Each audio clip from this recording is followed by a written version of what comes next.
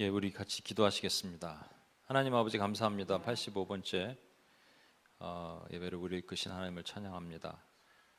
하나님께서 오늘도 우리와 동행하시고 부족한 종의 입술을 가리시고 성령 안에서 교통하는 역사만이 일어나게 도와주옵소서. 우리를 원하신 예수님의 이름으로 기도합니다. 아멘. 어제 많이들 드셨습니까? 원래 이제 한국에서는 88세 생일을 잘 안 하는데 이건 또 중국이나 일본 같은데 또 한국에서도 많이 하기도 합니다. 미수라 그러죠. 이게 쌀미자예요. 쌀미를 보면 이렇게 두 개로 나누죠. 88이라는 숫자가 있대요.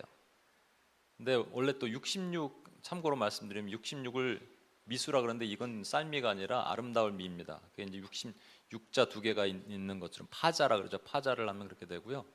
77을 희수라 그러고 88을 미수라 그러고 99를 백수라고 얘기합니다. 예. 그래서 우리 한경자 권사님은 내후년에 이제 90세 생신 때 좀 더 제가 이제 88 미수를 위해서 이렇게 헌금을 주신 것을 이렇게 모아서 준비해서 아들로서 할 수 있는 게 무엇이 있을까 이렇게 해갖고 했는데 그 요번에 미국 갔는데 성교음악회를 하는데 누가 이렇게 헌금을 무명 이렇게 헌금함에 넣어서 저한테 주신 거예요. 창록 선교회 이렇게 제가 가정 선교회 하는데 큰 금액을 줬습니다. 창록 선교회 그러면 저한테 쓰지 못하는 거거든요. 그걸 좀 지우고 주면 좋잖아요, 이렇게. 근데 창록 선교회 그래서 창록 되게 감사했어요. 그러니까 근데 바로 또 어떤 선교사님들의 그 재정의 어려움에 연락을 받고 이렇게 흘릴 수 있어서 너무 감사했습니다. 제가 지난번에 러브원 페스티벌 때 어떤 분이 이제 제가 아시는 분이 오셔서 목사님 이러면서 딱 그냥 흰 봉투를 주시더라고요. 잡아보니까 묵직합니다. 근데 그냥 목사님 좀 식사라도 하세요 이렇게 하면 얼마나 좋아요. 교회를 위해서 잘 써주세요 이러니 제가 어떻게 인마의 포켓을 하겠습니까? 그런데 딱 또 때마침 플로잉 할 곳이 생겨서 하나님 흘리게 하셨어요. 그러니까 재정이 있으면 참 좋아요. 돈 있으면 좋습니다. 돈 없으면 불편하고요. 돈 있으면 좋은 건 맞는데 돈이 때로는 우리에게 독이 될 수 있습니다. 왜냐하면 재정은요 사실은 우리 신앙을 청량할 수 있는 바로미터이기 때문이에요. 여러분의 신앙이 좋은지 안 좋은지를 어떻게 알 수 있겠어요? 말씀을 많이 보고 기도 생활 많이 하고 금식 많이 하고 그런 거라고요? 그거는 뭐 기본이기도 하지만 그거는 또 청량도 불가능해요. 그런데 재정, 헌금은 바로 계수가 가능하거든요.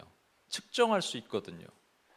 그러니까 여러분이 이제 좋을 때는 언제든지 헌금하지만 좋지 않은 상황에서 경제적으로 어려운 상황에서 이 헌금부터 줄어들기 시작하다면 하나님께 드려지는 것부터 줄어들기 시작한다면 사실 그게 딱 우리 신앙의 척도가 되는 거예요. 하나님은 이것을 재정을 우리에게 주시면서 뭘 하시냐면 우리를 평가하시는 방법으로 사용하십니다. 제가 지난번에 한번 말씀드렸죠. 11조 얘기를 할 때 11조는 뭐랑 비슷하다고요? 선악과랑 비슷하다고요. 선악과의 개념이 뭡니까? 동산 모든 건 네가 다 먹어도 돼. 다 네 거야 라는 거예요. 그러나 동산 중앙에 있는 이 나무만은 먹지 마. 왜냐하면 이 모든 것을 내가 줬기 때문에 너는 하나님이 아니라 라는 말이죠. 11조도 마찬가지 아니겠어요? 우리가 모든 것을 다 가져도 돼요. 우리 돈 마음대로 우리가 써도 돼요. 그런데 11조는 아니야 라고 딱 정해 놓으셨어요. 왜냐하면 이것은 나로부터 너의 재정은 모든 것이 나로부터 왔다는 걸 네가 인정해 라는 것이죠. 그런데 모든 헌금 중에서 여러분 감사헌금, 주정헌금, 모든 헌금은 여러분들이 원하는 만큼 낼 수 있습니다. 11조는 유일하게 정해져 있어요. 여러분이 주신 소득의 11조를 딱 떼어야 돼요. 이게 불편한 거죠. 이게 힘든 거죠, 우리 마음이. 그래서 재정은 하나님께서 우리를 재정을 시험을 합니다. 재정 시험에서 잘 통과되면 그 다음부터 재정의 축복을 받아요. 근데 재정 시험에서 통과되지 못하면 그 다음에 재정이 줄줄 셉니다. 그래서 재정의 묶임이라고 얘기해요. 재정의 묶임, 만몬의 영에 묶여 있으면 그 다음부터 재정이 뭔가 그 다음부터 안 되기 시작하는 거예요. 재정에 묶여 있는 거예요. 재정이 새어나가는 거예요. 제가 자주 말씀드리지만 재정을 이렇게 움켜쥐고 있으면 모래를 잡고 있는 거랑 비슷해요. 꾹 움켜쥐고 있으면 있을수록 더 모래는 새어나가게 돼 있죠. 그래서 하나님께서 우리 재정에게 재정을 주셔서 재정으로 축복을 주실 수도 있지만 재정을 축복 주시기 전에 반드시 재정 테스트를 하신다는 거예요. 오늘 재정 원칙 7번째 이제 마지막으로 하고 이제 다른 말씀들을 나누도록 할 텐데, 어떻게 하면 여러분이 재정의 축복을 받을 수 있는지 오늘 잘 들으시면 오늘 축복의 비밀을 알고 집에 가시는 겁니다. 영상을 한번, 우리 뉴젠 아이들 때문에 좀 가끔 이런 것들을 같이 봐야겠다 생각이 들어서 영상을 한번 오늘 보도록 하겠습니다.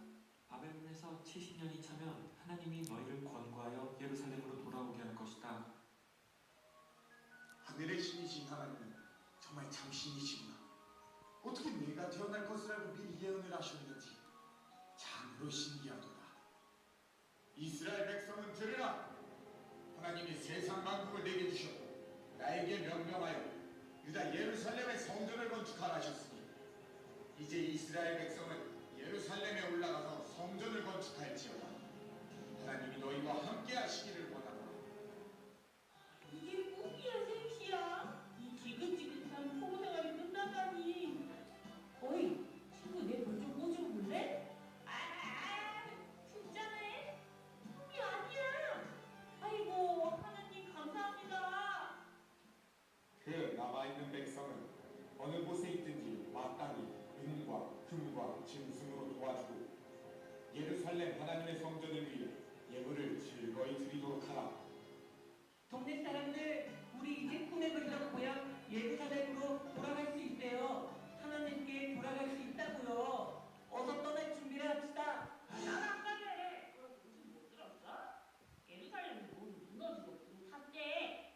거기 가면 무너진 곳을 다시 세워야 하고 집을 새로 지어야 할 텐데. 아이고 가면 생고생만 하지. 난 여기가 더 편해.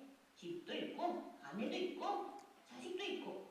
자네들이나 잘 가라고. 우리 돌아가야지. 어서 예루살렘으로 돌아갈 준비를 하세. 자, 이스라엘 백성들이여, 하나님께서 우리를 도우셔서 이곳 예루살렘으로 돌아오게 하셨으니, 자, 이제 하나님께 예배를 드릴 성전을 건축합시다.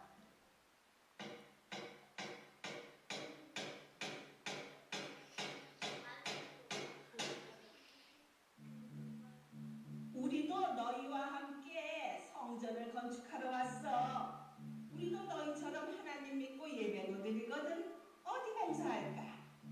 너희들은 우리와 아무 상관이 없어. 그냥 다 줘. 도와주겠다잖아. 왜 성의를 무시해? 아, 기분 겁나 나쁘네. 그냥 가라니까. 이 성전은 너희들 도움 없이 우리가 홀로 지을 거야. 그렇게는 절대 안 되지. 방해를 해야겠어. 아닥사스다와 함께 구합니다. 바벨론에서 돌아온 유다 사람들이 이 폐역하고 악한 성읍을 건축하고 성전까지 짓고 있습니다. 이 성읍을 건축하고 마치면 다시는 왕께 세금을 내지 않고 반역할 것이 분명하옵니다. 그러하오니 왕은 명을 내리셔서 성을 건축하지 못하게 하소서. 반드시 못하게 하겠어. 아닥사스다 왕의 명령이시다. 당장 성전 건축을 중단하라.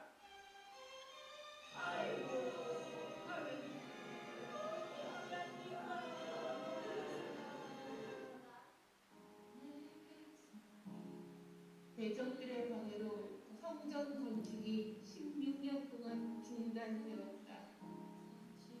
이스라엘 백성들아, 너희는 자기의 행동을 살펴보아라. 하나님의 전은 황무한데 너희 집은 아주 화려하다. 이제 너희는 산에 올라가서 나무를 가져다가 성전을 건축하라. 그러면 하나님께서 기뻐하고 영광을 얻을 것이다. 아이고 하나님 잘못했습니다. 하나님의 성전은 내버려두고 우리 집 짓고 살기만 했습니다. 자, 이스라엘 백성들이여, 우리 모두 회개하고 이제부터 하나님 성전을 지읍시다. 모두 동참합시다. 하나님 성전을 다시 건축하기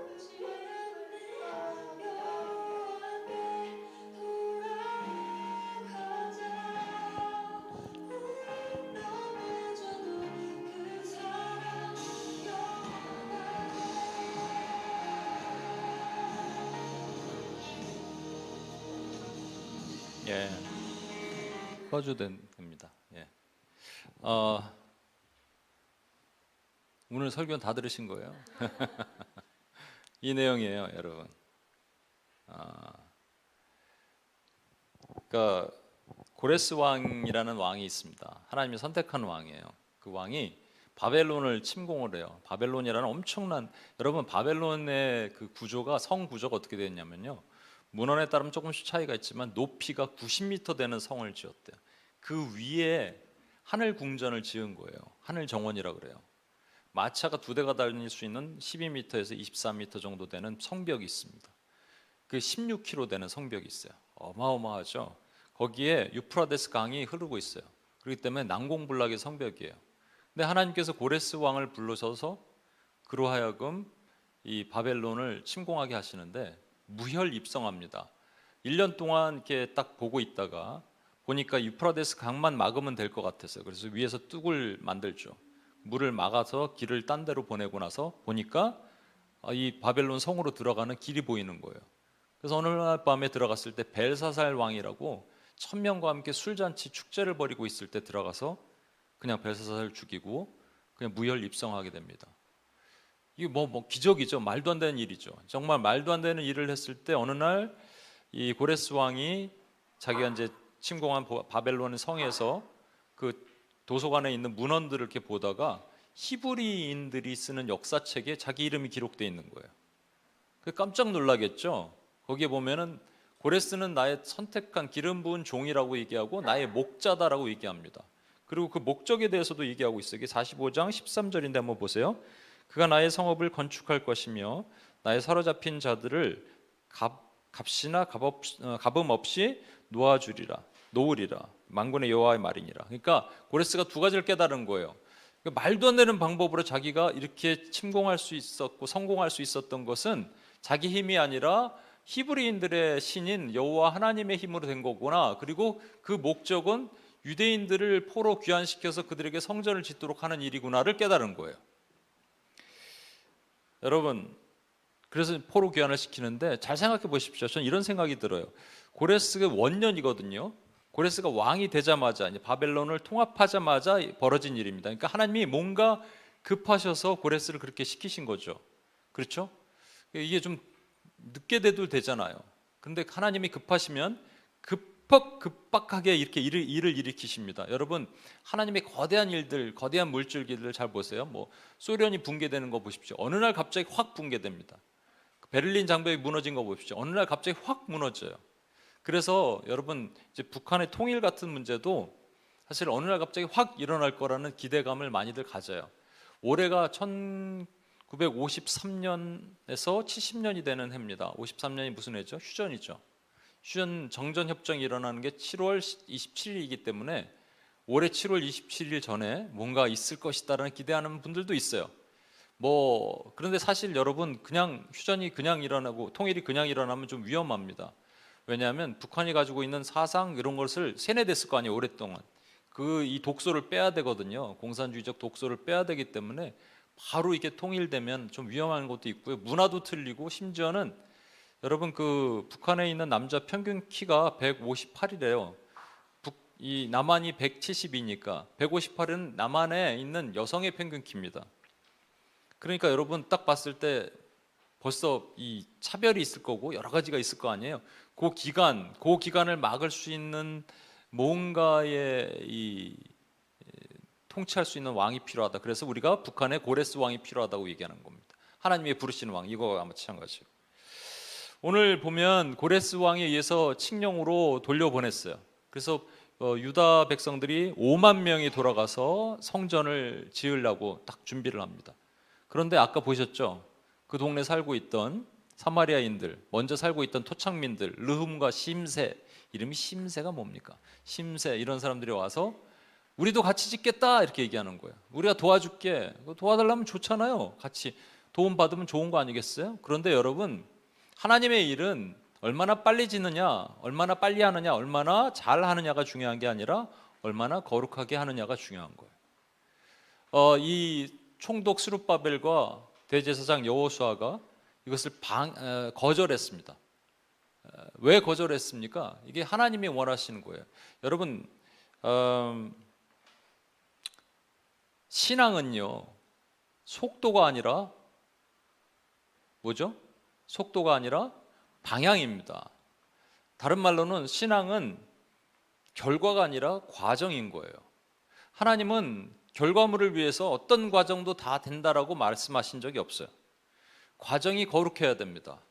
이 혼합이라는 것, 이 연합이라는 의미로 혼합을 하는 경우가 많이 있거든요. 요즘에 여러분 WCC라는 거, 세계 교회 뭐죠? 종교 협의회라는 걸 말 들어보셨어요? WCC?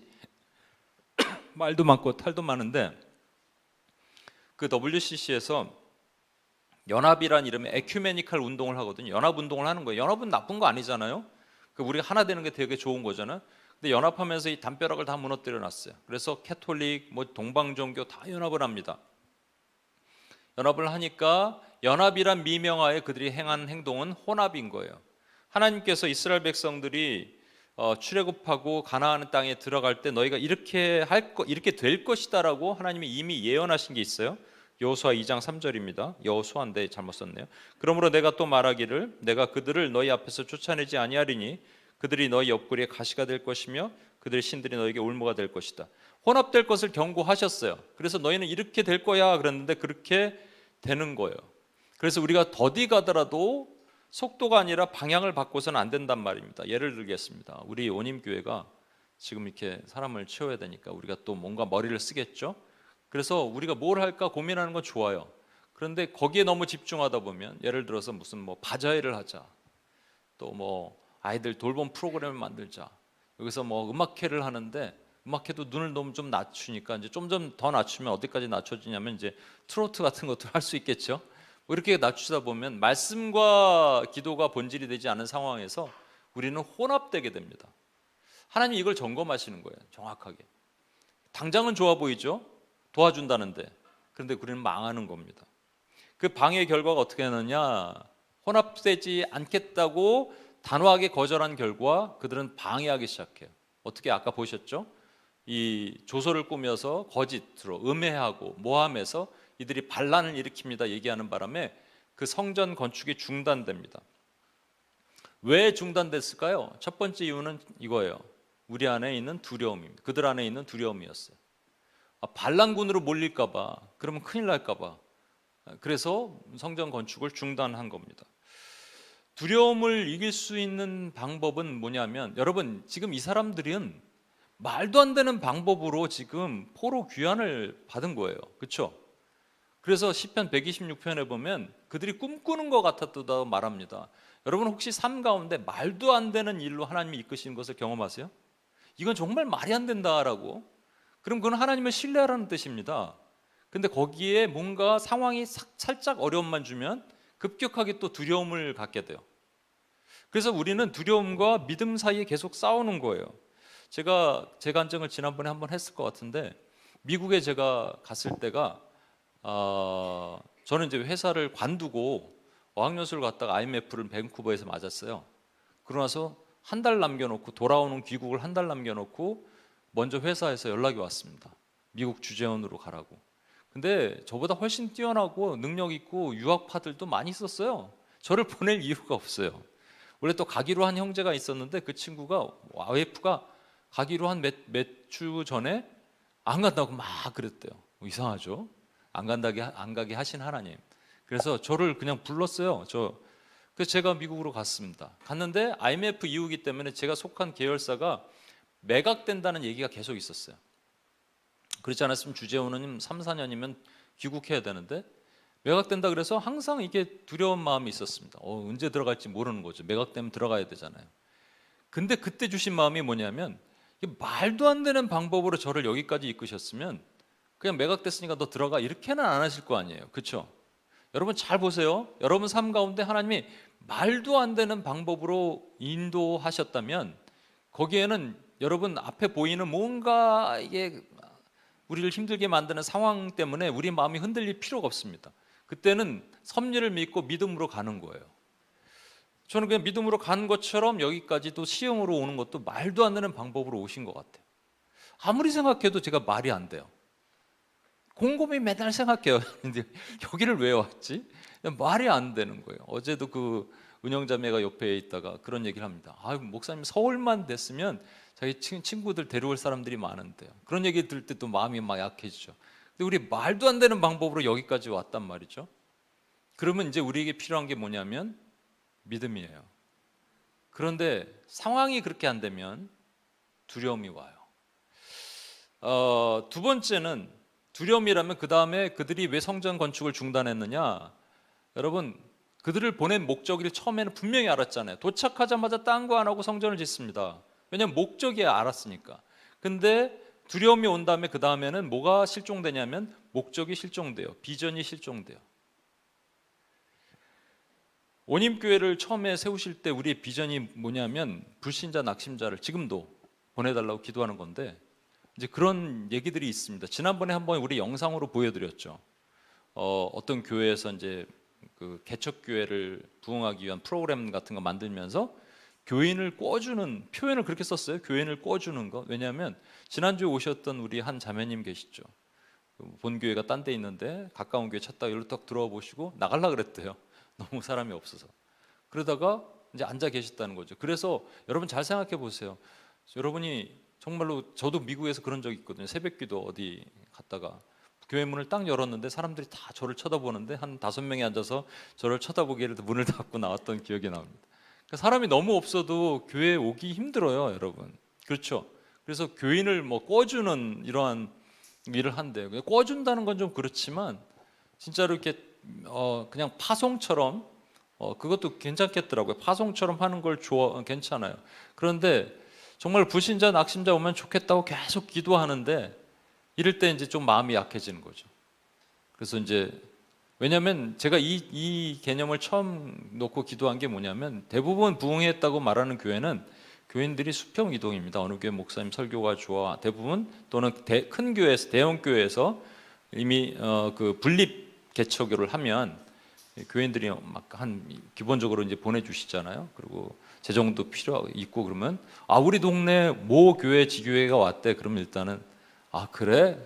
그러면서 이제 브랜드 교회라 그러죠. 뉴저지에도 그런 교회가 있어요. 거기 최근에 이사 오신 분이 있는데 가자마자 그냥 교회를 딱 그 교회로 가는 거죠. 그런 게 보편화되어 있습니다. 빈익빈 부익부, 교회의 빈익빈 부익부가 일어나기 시작하는 거예요. 되게 슬픈 얘기인데 그게 사실이에요. 그렇게 되면 우리 비전이 흔들려요. 목적이 흔들려요. 저도 흔들리게 되는 거죠. 그런데 저는 믿고 싶어요. 하나님께서 우리에게 불신자 낙심자를 낙심자가, 여러분, 불신자는 하나님 모르는 사람이고 낙심자는 교회를 30년 다녀도 낙심자가 있습니다. 성령이 없는 사람 낙심자예요, 여러분. 30년 50년 다니면 뭐 하겠어요? 그 안에 바른 교육을 받지 못하고 바르게 세워지지 못하는 사람이 얼마나 많은지 모릅니다. 사실은요, 그렇게 큰 데 있으면, 여러분, 이런 말이 있어요. 신앙은 편하면 야성이 없어진다고요. 동물원에 있는 사자는 아프리카 세렝게티 공원에 풀어놓으면 굶어 죽습니다. 왜 그러냐면 먹이를 잡아먹는 훈련을 받아본 적이 없어요. 그래서 제가 읽은 책 중에 이런 책이 있습니다. 그 통계도 나와 있는데 개척교회 교인들은 야성이 강하대요. 개척교회 교인들은 제자 훈련이 잘 돼요. 왜냐하면 여러분은 알게 모르게 하나님께서 우리에게 야성을 심어주시는 거거든요. 이게 놀라운 축복이에요. 우리가 평생 경험하지 못한, 개척교회를 여태까지 경험하신 분들은 상관이 없지만 경험하시지 못했다면 이 기간이 우리에게 엄청난 훈련과 축복의 시간입니다. 그럼에도 불구하고 16년 동안이나 그 성전 지대가 방치되게 만들어서 거기에 잡초, 풀과 막 가득하게 만들어 놓은 그런 상황으로 두게 된 이유는 뭐냐면 일단 당장 상황이 두렵고 그리고 비전이 흔들렸기 때문이에요. 이게 우리에게도 동일하게 적용된다면 상황이 두렵고 월세를 이제 5월 달부터 내야 되는데, 그리고 이제 우리 눈에 보이는 이런 비전들, 이런 것도 약해지면 우리가 흔들릴 수도 있겠죠. 우리도. 유대인들은 마찬가지로 아까 말씀드린 대로 그래서 무려 16년의 공백기를 둡니다. 그때 성전 지대가 우리의 내면의 모습과도 비슷해요. 그러니까 기초만 닦아놓은 거예요. 돌만 깔아놓은 거예요. 그런데 그 틈 사이로 잡초가 무성하게 자라겠죠. 우리 내면이 16년 동안 하나님의 원래 부르심의 방향대로 가지 않으면 잡초가 무성해집니다. 이번에도 우리가 거리 찬양 여기 3명이서 우리 미아 간사님이랑 문희 간사님이랑 했는데 너무 좋았어요. 자주 하자고 얘기했는데 뉴욕에서 어떤 지체가 이번에 거리 찬양을 뉴욕에서도 했는데 그 월드 트레이드 센터 무너진 곳에서 앞에서 한 지체가 저한테 말하더라고요. 이 가라앉아 있는 이 심령이 뭔가 이렇게 잡초 같은 그 표현이에요. 뭔가 아닌 것 같은 마음이 다시 뜨거워짐을 경험했다고. 우리 문희 간사님도 뜨거워짐을 경험했다고 얘기했죠. 여러분, 오래된 방치된 내 심령을 다시 한번 세우는 일이 분명히 필요합니다. 아니면 잡초가 돼요. 아무도 찾지 않는 바람 부는 언덕에 이름 모를. 그래서 오늘 보면 16년 동안 왜 그들은 그렇게 방치된 상태로 살고 있었는지를 하나님의 질책이 나오는데 그게 4절입니다. 오늘의 핵심이에요. 잘 들어보세요. 이 성전이 황폐할거늘 너희가 이때 판벽한 집에 거주하는 것이 옳으냐. 판벽하다는 말은요, 그들은 흙벽에 이제 집을 사는 사람들이 유대인들은. 그런데 흙벽이 아니라 나무 판자를 댔다는 얘기입니다. 이거는 되게 고급 집이에요. 고급 인테리어를 했다는 얘기입니다. 하나님의 성전은 지금 잡초만 무성하는 성전 지대만 깔려 있는데 너희는 판벽한 집에 고급 인테리어 한 집에 살고 있느냐라는 겁니다. 그 결과가 어떻게 되느냐? 하나님께서 2번이나 5절과 7절에 너희 행위를 살필지어다 consider your ways라고 얘기하세요. 너희 행위를 살필지어다. 그리고 6절 보십시오. 너희가 많이 뿌릴지라도 수확이 적으며 먹을지라도 배부르지 못하며 마실지라도 흡족하지 못하며 입어도 따뜻하지 못하며 일꾼이 삭슬 받아도 그것을 구멍 뚫어진 전대에 넣음이 되느니라. 또 9절에서 11절 보세요. 너희가 많은 것을 팔았으나 도리어 적었고 너희가 그것을 집으로 가져갔으나 내가 불어버렸느니라. 나 만군의 여호와가 말하노라. 이것이 무슨 까닭이냐. 내 집은 황폐하였을 때 너희는 각 자기 집을 짓기 위하여 빨랐습니다. 그러므로 너희로 말미암아 하늘은 이슬을 그쳤고 땅은 산물을 그쳤으며 내가 이 땅과 산과 곡물과 새 포도주의 기름과 땅의 모든 소산과 사람과 가축과 손으로 수고하는 모든 일에 한재를 들게 하였느니라. 무슨 말씀이냐면 아무리 수고하고 농사를 짓고 가축을 지어도 다 안 된다라는 얘기예요. 호주머니에 동전을 넣는데 동전이 툭 빠지듯이 그렇게 되게 된다. 재정이 줄줄 샌다라는 말입니다. 뭐 때문에? 우선순위를 하나님께 두지 않아서. 여기서 여러분 이제 오늘 마지막 하나님의 재정 원칙 중요한 키워드가 뭐냐면 하나님께 우선순위를 두라라는 겁니다. 여러분 삶의 재정이 새고 있다면, 여러분이 재정의 축복을 받지 못하고 있다면 여러분의 우선순위가 하나님이 아니라는 것의 증거가 되는 거예요. 나를 유익으로 먼저 두고 하나님 나라를 등한시한다면. 그런데 이런 말을 할 때 이렇게 말하는 분들이 있어요. 나는 괜찮은데요? 하나님의 우선순위를 두지 않는 것 같은데도 괜찮은 분들이 있죠.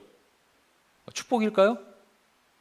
여러분이 만약에 여러분 알잖아요. 여러분 마음이 하나님께 우선순위를 두지 않는 것 같은데 괜찮은 것 같은 거예요. 그럼 둘 중에 하나입니다. 1번 하나님의 자녀가 아닌 거예요. 하나님의 자녀 아닌 것은 하나님 관여 안 하세요.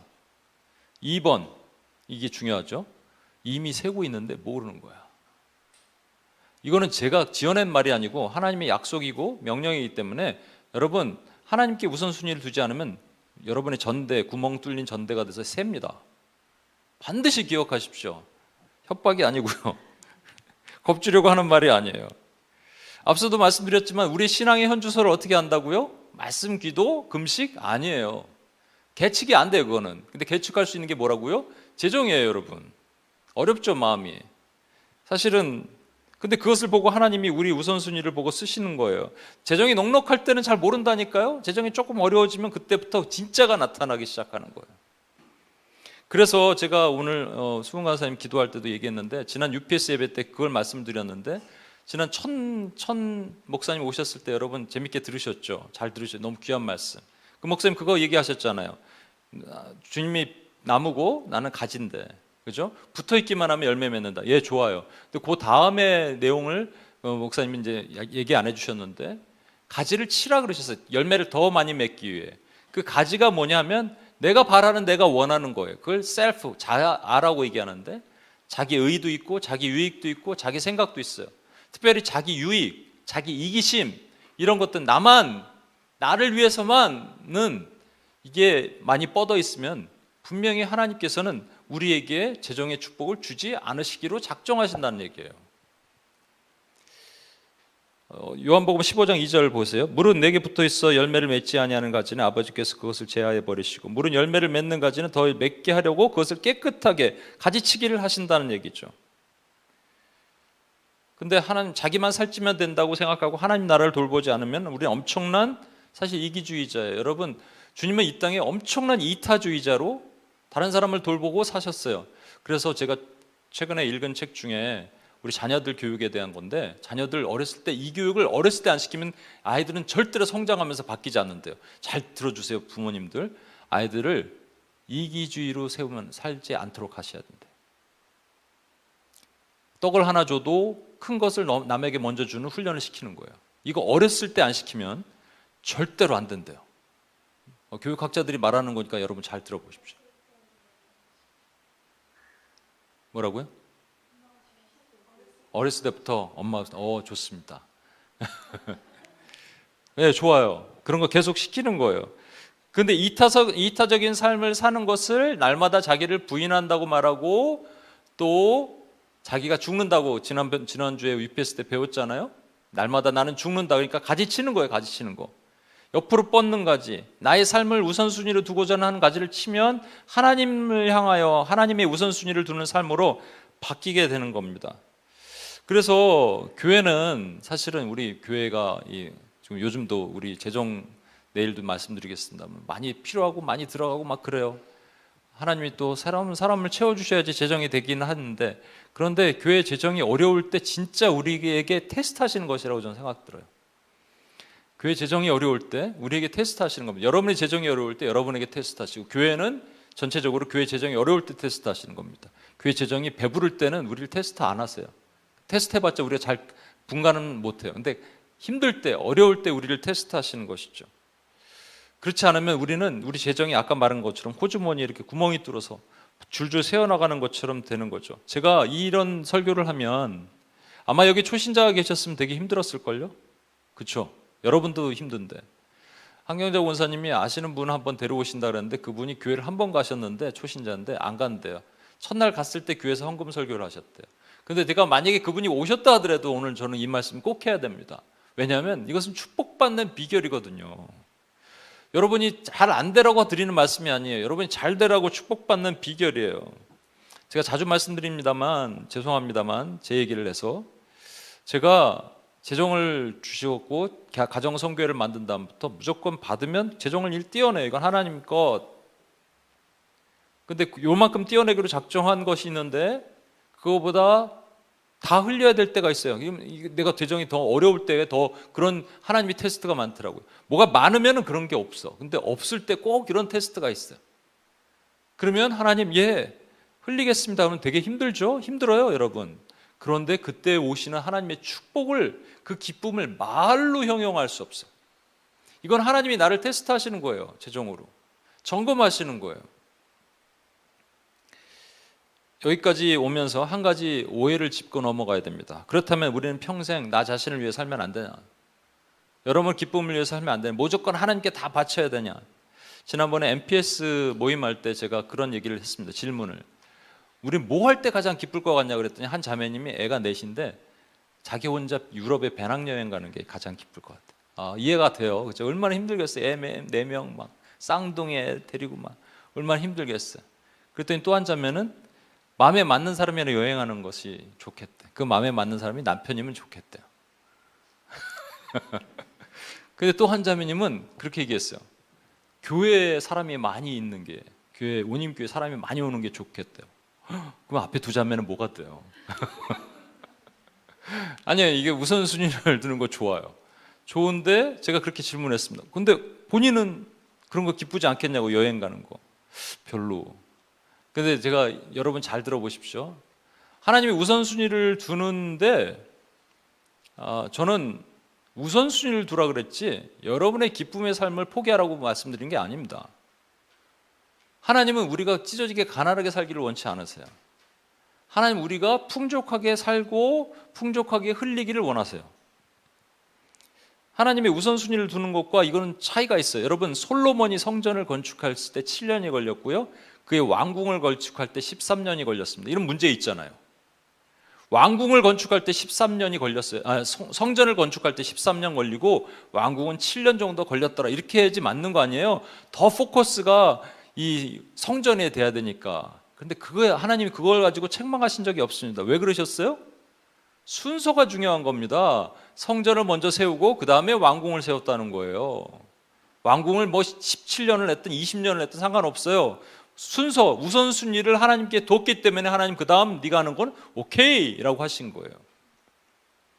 여기서 두 가지 질문을 하게 됩니다. 그러면 세상에 이 두 종류의 사람들이 있는 것 같아요. 뭐냐면 잘 들어보세요. 자기 유익으로 사는데 여전히 괜찮은 사람들. 아까 말씀드렸죠. 이런 사람들은 어떤 사람들이라고요? 그러니까 여러분이 우선순위를 나의 삶을 유익으로 살아. 내가 자기가 딱 알아요. 하나님보다는 뭐 재정이 생기면 나를 위해 써. 급한데 써. 딱 알아. 그런데 괜찮아. 그런 사람이 있죠? 그런데 괜찮아. 이런 건 두 가지라고요. 첫 번째 뭐라고요? 하나님의 자녀가 아니든지, 두 번째는 주머니가 이미 새고 있든지 언젠가는 망합니다. 언젠가는 엄청나게 힘든 일이 와요. 협박이 아니에요. 말씀이에요, 말씀. 근데 두 번째는 하나님을 우선으로 섬기고 있는데, 분명히 나는 하나님을 우선으로 섬기고 있는데 안 돼요. 재정이 되게 힘들어요.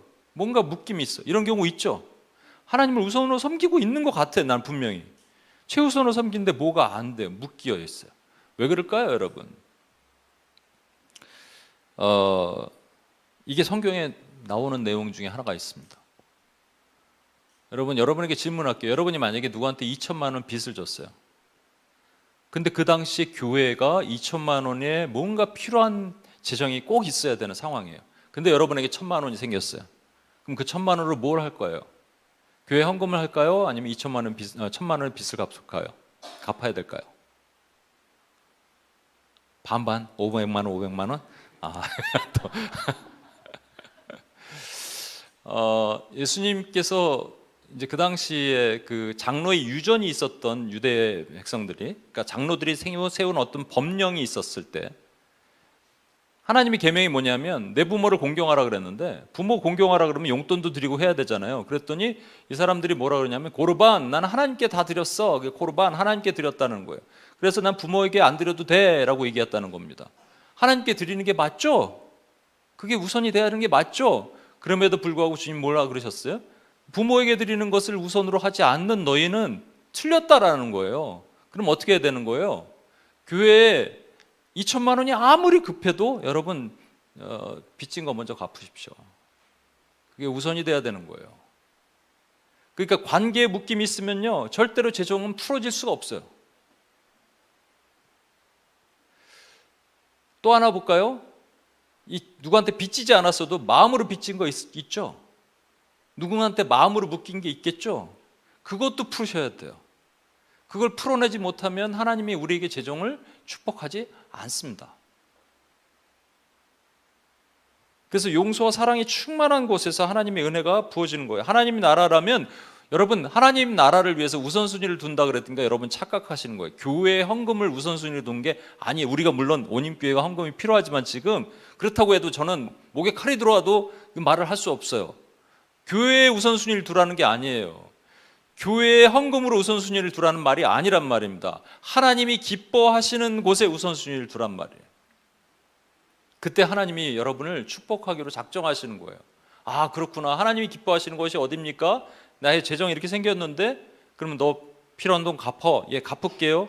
너 이거 뭐 그동안에 마음에 안 들었던 사람을 위해서 흘려. 예, 흘릴게요. 저 선교사를 위해서 써. 예, 쓸게요. 교회를 위해 헌금해. 예, 할게요. 하나님이 기뻐하시는 곳을 향하여 보라는 얘기예요, 여러분. 그래서 세 종류의 사람이 있습니다. 다시 정리해 보면 이거예요. 하나님을 우선으로 두지 않아서 뭔가 늘 재정에 묶여 있는 사람. 이거는 뭐 당연하겠죠. 근데 두 번째, 하나님을 우선으로 둠에도 불구하고 뭔가 재정에 묶여 있는 사람. 좀 전에 봤죠? 이거는 관계를 보라. 또 다른 묶임을 보라. 세 번째, 하나님을 우선으로 두지 않음에도 재정이 괜찮은 사람. 이 사람은 이미 주머니가 뚫려 있다. 언젠가는 하나님이 그렇게 하신다. 여러분, 제 이 강의를 듣고 마음이 불편하신 분이 계십니까? 감동이 안 되시는 분이 계십니까? 가슴이 뜨거워져야 됩니다. 왜냐하면 14절 말씀 보세요. 여호와께서 스알디엘의 아들 유다 총독 스룹바벨의 마음과 여호사닥의 아들 대제사장 여호수아의 마음과 남은 모든 백성의 마음을 감동시키심에 그들이 와서 만군의 여호와 그들의 하나님의 전 공사를 하였으니, 감동시키심에 그 말을 듣고 학개 선지자가 아까 막 흰옷 입은 흰 수염 난 사람이 학개 선지자가 얘기했잖아요. 어떻게 하나님의 전을 방치되게 만드느냐 했을 때 그들의 마음이 뜨거워서 하나님의 성전을 다시 짓고자 하는 뜨거운 감동이 왔어요. 그래서 뭐를 하느냐? 중요한 거, 성전을 다시 짓습니다. 여러분, 성전이 뭐죠? 성전, 예수 그리스도의 몸입니다. 우리 안에 황무화된 이 잡초와 무성황 같은 그런 성전지대만 쌓여 있는 곳에 예수 그리스도의 몸을 회복하는 일을 우리는 예수 중심으로 사는 일이라고 얘기하는 거예요. 다시 회복하는 거예요. 주님 우선으로 사는 일을 회복하는 거예요. 그렇게 하기 위해서는 어떻게 해야 된다고요? 잔가지를 다 치고 나는 죽어요. 나는 죽고 날마다 죽으면 내 안에 그리스도가 사시는 거예요. 그게 성전을 짓는 일입니다. 그럼 주님이 말씀하세요. 여기도 돈을 흘려볼래? 주님, 제가 돈이 없거든요. 그래도 일단 흘려봐. 내가 네 건 내가 채워줄게. 예, 주님 믿고 갑니다. 흘리는 거예요. 여기도 한번 해볼래? 하나님, 제가 먹고 살 일이 없는데 그래도 네가 일단 해봐. 예, 그럼 주님 믿고 갑니다. 흘려보는 거예요. 하나님이 기뻐하시는 곳에, 내 안에 그리스도의 성전이 다시 세워지는 곳에, 이것을 경험하면 하나님이 그 다음부터 어떻게 하시냐? 축복을 주십니다. 여러분, 재정의 축복 그렇게 해서 받기를 소망합니다. 재정의 축복, 제가 이건 장담컨대 만약에 틀리다면 저한테 꼭, 목사님 시킨 대로 다 했는데 안 되던데 이렇게 하는 분들 저한테 오십시오. 제가 책임질 혈서를 써갖고 여러분들 얘기할게요. 여기 오늘 성경이 없는데 잠언 3장 15절 16절 한번 찾아볼게요. 잠언 3장 15절 16절. 어저께 밤에 기도를 하는데, 하나님 그래도 뭔가 마지막으로 한 번 더 말씀을 주셔야 되지 않겠습니까 하는데, 정말로 제가 마음속에 잠언 3장 15절을 봐라 이렇게 마음을 주셨어요. 그래서 3장 15절 16절입니다. 같이 한번 읽을게요. 지혜는, 시작, 지혜는 진주보다 귀하니 내가 사모하는 모든 것으로도 이에 비교할 수 없도다. 그의 오른손에는 장수가 있고 그의 왼손에는 부귀가 있나니. 지혜는 진주, 돈보다 귀하대요. 지혜가 누구예요? 우리 주 예수 그리스도는 돈보다 귀하다. 그래서 우리 안에 성전을 짓는 거예요. 내가 죽어요, 그렇죠? 나의 유익, 나의 이기심, 나만 먹고 살고자 하는 것들 다 죽여요. 그랬더니 성전이 세워지기 시작해요. 그랬더니 그 성전에는 오른손에는 장수, 오래 살고 왼손에는 부귀, 돈이 생긴다는 거예요. 여러분, 이거 제 말이 아닙니다. 여러분, 돈을 벌려고 노력하는 게 아니라 그냥 내가 죽고 내 안에 그리스도를 세우면 돈을 채워주신다는 거예요. 여러분, 믿으셔야 돼요. 이거는 제 말이 아니에요. 성경 말씀이에요. 우리 안에 그리스도를 채울 때, 그리스도를 세울 때, 그리스도로 충만할 때, 내가 죽고 나의 유익이 죽고 나의 이기심이 죽고 하나님 나라를 세울 때 하나님께서 우리에게 넘치는 축복을 주십니다. 이걸 경험하는 저와 여러분이 되셨으면 좋겠어요. 지난 7번에 거쳐서 재정 강의를 하는데 오늘 마치고 또 언젠가는 또 재정 강의를 하겠지만, 하나님의 재정 원칙을 다 정리해서 제가 한 줄 요약해서 여러분께 드릴 텐데 잘 기억하시고 그대로 사시길 소망합니다.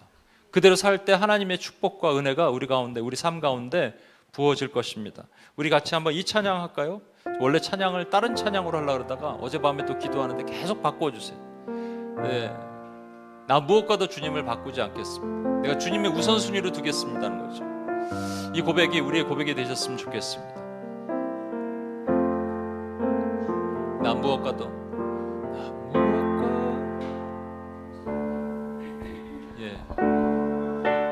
주님을 바꾸지 않으리. 다른 어떤 은혜 구하지 않으리.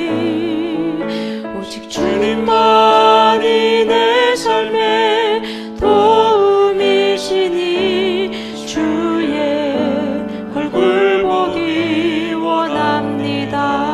주님 사랑해요. 주님 사랑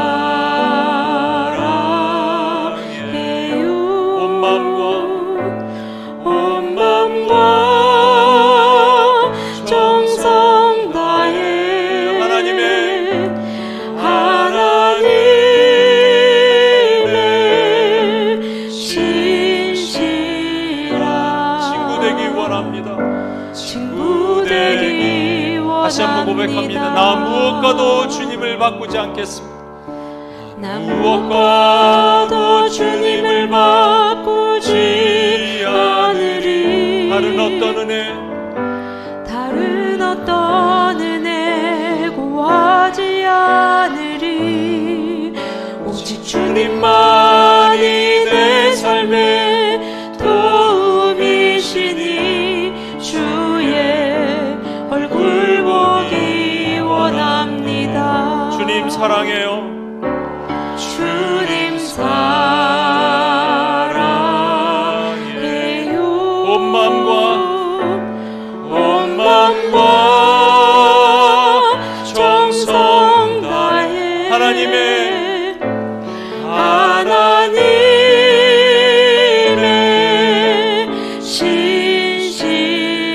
신실한 친구 되기 원합니다. 우리 시간 같이 한번 기도하겠습니다. 여러분은 어디에 해당되십니까? 어디에 우선순위를 두고 계세요? 여러분 아실 거예요. 아니 돈이 많을 땐 몰라요. 없어질 때 딱 나타나요. 내 우선순위가 나의 우선인가? 아니면 하나님 나라인가? 하나님 기뻐하시는 곳인가? 하나님의 우선순위로 두지 않고 있음에도 불구하고 재정이 그렇게 어렵지 않아요. 이거 심각한 겁니다. 이게 가장 무서운 거예요. 걱정하셔야 되는 거예요. 이걸. 내 전대 주머니 쭉 빠지고 있는데 내가 모르고 있는 거예요. 여러분은 하나님의 자녀가 아니진 않겠습니까? 아니면 하나님께 우선순위를 두지 않아서 재정이 어려움이 있습니까? 그럼 바꾸면 되는 거예요. 걱정하지 마십시오. 너무 쉬운 거예요. 그죠? 아니면 하나님이 우선순위를 두고 있음에도 불구하고 재정의 묶임과 어려움이 있습니까? 그럼 관계를 보세요. 이거 먼저 풀어내는 거. 하나님은 그걸 먼저 풀어내고 그 다음에 우리 재정의 묶임이 풀어지길 원하시는 거예요. 너무 쉬워요. 이게 원리예요, 원리. 근데 우리가 모르고 있었습니까? 하나님께 결단하고 기도하고 나갑시다. 하나님, 나도 모르는 사이에 내 삶의 재정에 묶임이 있었습니다. 하나님, 재정에 묶여서 하나님 나라를 보지 못했고 하나님이 기뻐한 것을 보지 못했고 하나님의 우선순위를 두지 못했던 모든 연약함을 용서해 주시고 나의 모든 것들을 하나님 그렇게 하나님의 우선순위를 두고 나가길 결단하오니 하나님 도와달라고 같이 한번 기도하고 주님 앞에 나갑시다. 하나님 아버지, 시간 주님 앞에 기도하고 나갑니다. 하나님께서 우리에게 하나님 재정을 주시고 재정으로 하나님 아버지 축복을 주시는데 내 삶에 하나님 재정의 묶임이 있는데 묶임의 원인을 하나님 아버지 우리가 오늘 보았습니다. 하나님은 하나님께서 우선순위를 하나님께 두기를 원하십니다. 아무리 발버둥 쳐도 아둥바둥해도 우리 재정이 모일 수 없고 하나님 정말로 쑥쑥 흘러나가는 이유는 하나님 아버지 내 삶에 하나님께 우선순위를 두지 않았을 것이고 하나님 아버지 하나님께 우선순위를 둔다고 하였어도 내가 관계에 묶임이 있다면 하나님 아버지 이것은 풀어줄 수 없는 것임을 믿습니다. 하나님 아버지 이것을 풀어주시옵소서. 하나님 아버지 내 삶에 하나님 아버지 이것을 경험하며 누리고 나가는 우리들에게 하나님의 은혜가 부어지는 경험을 하게 되기를 소망합니다. 하나님 그렇게 하나님 아버지 우리 함께 하시고 주님 도우시고 인도해 주셔서 하나님 아버지 내 재정이 하나님의 축복의 여정이 될 수 있도록 도와주옵소서. 하나님 아버지 우리가 재정으로 하나님께 먼저 하나님 테스트에 통과할 때 하나님 주시는 놀라운 축복의 은혜를 다시 경험하는 우리가 될 수 있도록 하나님 도우시고 인도해 주옵소서. 하나님 그렇게 해놓으시는 그렇게 하실 하나님을 감사하며 찬양하며 하나님 아버지 예배합니다. 하나님 도와주시옵소서. 이 시간에 여러분의 재정의 묶임을 풀어달라고 기도하겠습니다. 재정의 묶임을 풀어달라고 기도하는 순간 여러분에게 주신 맡긴 재정이 하나님 나라에 멋지게 쓰임받도록 해달라는 기도도 같이 해야 돼요. 여러분의 결단이 없는 것은 아무것도 없습니다. 여러분의 재정의 묶임이 있어요. 묶임이 없는 사람은 없는 것 같아요.